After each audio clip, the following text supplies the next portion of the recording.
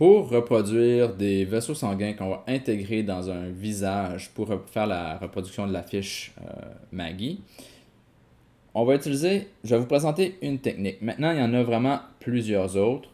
Le concept, l'idée pour obtenir un meilleur résultat, c'est d'avoir une texture ou une image à insérer dans le visage qui ressemble le plus à des veines. Ça peut être carrément des photos de veines, si vous en trouvez sur Internet. Ça peut être des réseaux hydrographiques, des photos aériennes, par exemple. Ça peut être des dessins que vous avez fait vous-même, que vous avez scannés et amélioré le contraste dans Photoshop. Ça peut être toutes sortes de choses. Ça peut être des cracks dans une photo de béton, par exemple. Alors, il y a vraiment plusieurs choses. Je vais vous montrer comment générer aléatoirement avec Photoshop parce que le logiciel Photoshop, c'est aussi un logiciel de composition et de création totale. C'est-à-dire qu'on peut vraiment partir de rien et tout concevoir. Alors, c'est une technique, c'est pas la meilleure. C'est ce qu'on utilise normalement pour faire des éclairs. Alors, au lieu d'être rouge, ça serait bleuté. Mais ça fait quand même le travail. Donc, la première étape consiste à travailler dans un document séparé. Alors, j'ouvre un document séparé et j'ai mon image prête à l'insertion. Donc, je vais faire un dégradé dans une image et ce qu'on veut, c'est pas partir des extrémités de la fiche, mais plutôt y aller comme ça à peu près sur 80% de l'image. Parce que ce qu'on va faire, c'est qu'on va générer notre réseau sanguin ou notre veine. Ça va être une veine qui va partir d'en haut et qui va aller en bas. Et cette veine-là va apparaître à travers la partie grise de l'image. Alors, plus vous avez une section grise qui est large, plus la veine va être étendue, alors que plus elle est restreinte, plus elle va être linéaire. Donc, j'ai mon premier plan en dégradé comme ça avec l'outil dégradé. Par la suite, je vais lui appliquer le filtre flou, excusez-moi, pas flou, mais plutôt rendu nuage par différence. Et ce que ça va faire, c'est que ça va créer une zone au centre qui ressemble à un fil, dans le fond, qui passe à travers une zone plus ou moins nuageuse. Alors, ça a été généré aléatoirement par Photoshop en se basant sur le dégradé qu'on a créé. Ensuite, ce qu'on va faire, c'est qu'on va limiter l'affichage des pixels aux pixels les plus sombres en créant un calque d'ajustement de niveau. C'est pas nécessaire de travailler avec les calques d'ajustement parce que ce sont des changements qu'on veut permanents si on veut. On n'a pas besoin d'aller faire des modifications par la suite, mais pour la cause, je vais travailler avec des calques d'ajustement de niveau. Si on ne veut pas travailler avec des calques d'ajustement, on pourrait aller chercher les mêmes propriétés dans le menu Images, Réglage, et on a ici la possibilité de faire des modifications permanentes avec niveau.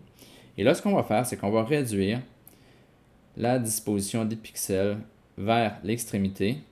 Et là, on peut tout de suite voir un peu ce que ça donne. Et je peux jouer avec les tons moyens pour aller faire apparaître seulement le petit filet qui est mon réseau sanguin et peut-être les taches là, de rougeur qui vont, les veines là, connexes de la veine principale. Comme ça ici. Alors là, je vais dézoomer, me recentrer dans l'image. OK. Donc, notre calque niveau est comme ça ici. Maintenant, ce que je pourrais faire, c'est ajouter une couleur là-dedans. Il y a plusieurs méthodes. Je pourrais coloriser, on va essayer ça, voir une teinte de saturation. Et on va coloriser, on va choisir la couleur rouge. On peut voir saturation, luminosité, qu'est-ce qu'on peut faire avec ça. Si on diminue trop la luminosité, on affecte l'ensemble de l'image. On veut garder une image qui est quand même blanche à l'arrière parce qu'on va vouloir l'insérer à l'intérieur de notre visage. Et là, ce qu'on pourrait faire, c'est effacer les éléments ici qui sont présents sur les côtés.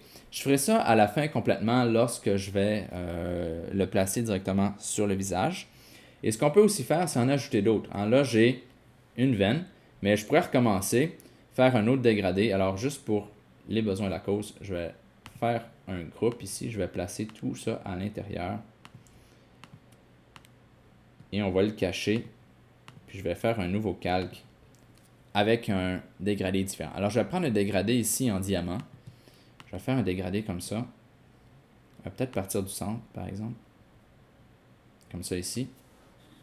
Je vais faire mon filtre de rendu nuage par différence.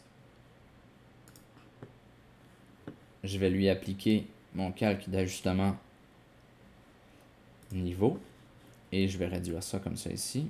Et vous pouvez voir que ça donne un pattern qui est différent, un motif différent. Alors vous pouvez jouer comme ça et les combiner. Alors je pourrais combiner celui-là, je pourrais combiner ça comme ça en le plaçant en dessous et en le faisant réafficher. Là, évidemment, c'est sûr que l'un cache l'autre. Alors ce qu'on voudrait faire peut-être, c'est faire un produit pour les combiner comme ça ici. Et aussi, on voudrait peut-être que teinte saturation s'applique à tout. Alors on va le placer au-dessus comme ça. Alors, vous pouvez combiner différents éléments pour avoir exactement le réseau sanguin que vous voulez. Alors, je vais remettre ça comme c'était. Je vais effacer le deuxième. OK. Donc, dans le fond, j'ai placé ça dans mon groupe. Alors, ce que j'ai fait, c'est que j'ai créé un groupe, j'ai placé les calques à l'intérieur et on peut garder ça de même. Comme ça ici. Et c'est plus facile à transposer dans l'autre calque. Alors, je vais prendre mon calque, je vais dupliquer le groupe, je vais l'envoyer dans mon fichier avec le visage. Et là, je peux aller vérifier il est où. Là, j'étais déjà en mode produit, alors je vais le remettre en mode normal pour voir qu'est-ce que ça donne. Alors, je devrais avoir l'image comme ça ici. Et tout ce que je vais faire, c'est que je vais trouver un mode de fusion qui va être intéressant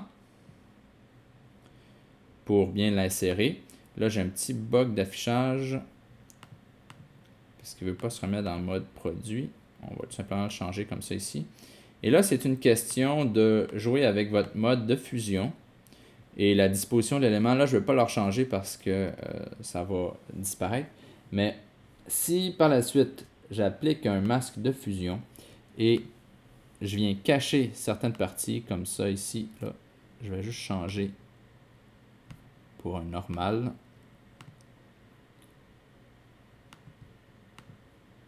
Alors, je peux venir cacher les éléments que je ne veux pas pour garder ça comme ça. Alors, ça pourrait être une veine qui passe comme ça. On peut en ajouter d'autres à l'intérieur du même groupe ou dans des groupes séparés. Et je pourrais modifier le mode de fusion pour avoir un meilleur résultat. Je pourrais aussi ajouter des calques d'ajustement pour assombrir peut-être en mode écrêtage, pour assombrir la veine ou avoir un changement de couleur différent, ou pour mieux affecter l'ensemble de l'image pour obtenir un résultat plus convaincant.